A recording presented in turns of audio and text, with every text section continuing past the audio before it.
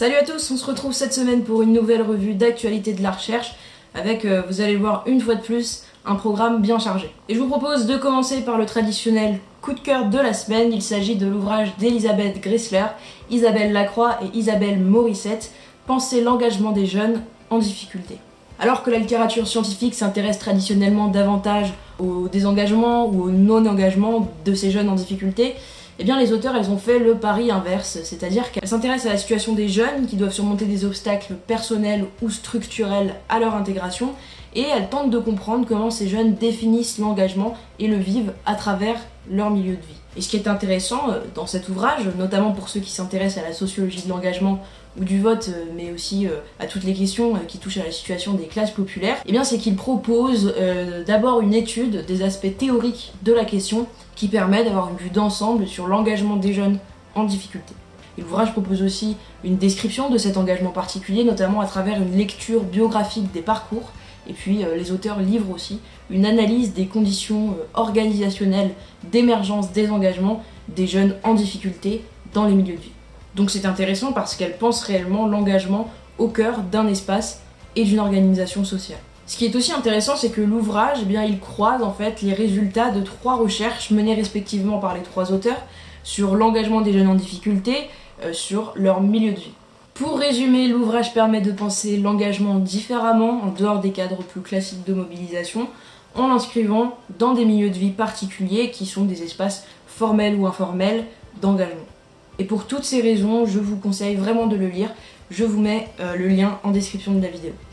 La sortie qu'il ne faut surtout pas rater, c'est celle de l'ouvrage co-dirigé par Loïc Blondiot et Bernard Manin, Le tournant délibératif de la démocratie. Cet ouvrage, il s'intéresse, vous l'aurez compris, à la théorie délibérative et donc au rôle de la délibération collective dans la formation des volontés politiques des citoyens et son application concrète dans les pratiques politiques.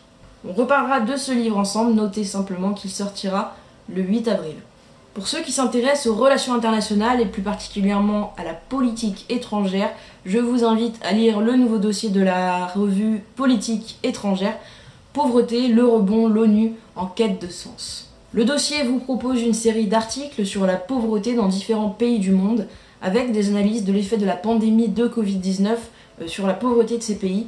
Ça va des pays pauvres à des pays beaucoup plus riches. Vous trouverez ainsi un article sur l'Afrique des pauvretés à l'heure du Covid-19, mais vous trouverez aussi un article sur les États-Unis ou encore un article sur les pays émergents. Vous trouverez aussi une analyse plus globale de Julien Damon sur l'impact de l'épidémie sur la lutte contre la pauvreté et ses effets à long terme. Et puis vous avez une deuxième partie du dossier. Cette deuxième partie, elle est consacrée au rôle de l'Organisation des Nations Unies dans la lutte contre la pauvreté et plus globalement sur sa place dans un monde contemporain recomposé où l'expression de la puissance, l'affrontement et le repli sont autant d'attitudes qui montent en puissance justement. Je vous mets le lien, comme d'habitude, en description de la vidéo. Si vous êtes toujours plus curieux et toujours plus avide de connaissances sur la science politique, je vous conseille de suivre le podcast de l'Association française de sciences politiques qui s'appelle Politistes dans la cité et qui vous propose chaque mois un échange avec un ou une politiste dont les recherches font écho à l'actualité. Donc ça complète très bien, par exemple, notre émission avec Sciences Po Saint-Germain, la vie de recherche que vous avez pu écouter. Et un média à suivre pour terminer, c'est AOC, Analyse Opinion Critique, qui est un quotidien dans lequel écrivent des journalistes, des chercheurs, des écrivains et des intellectuels. C'est intéressant parce que vous avez pas mal de chercheurs qui y écrivent pour commenter l'actualité, toujours sous l'angle de la recherche universitaire. Voilà, on a fait le tour, j'espère que vous avez apprécié. On se retrouve la semaine prochaine, comme d'habitude, pour une nouvelle revue d'actualité de la recherche. Et je vous souhaite une très belle semaine.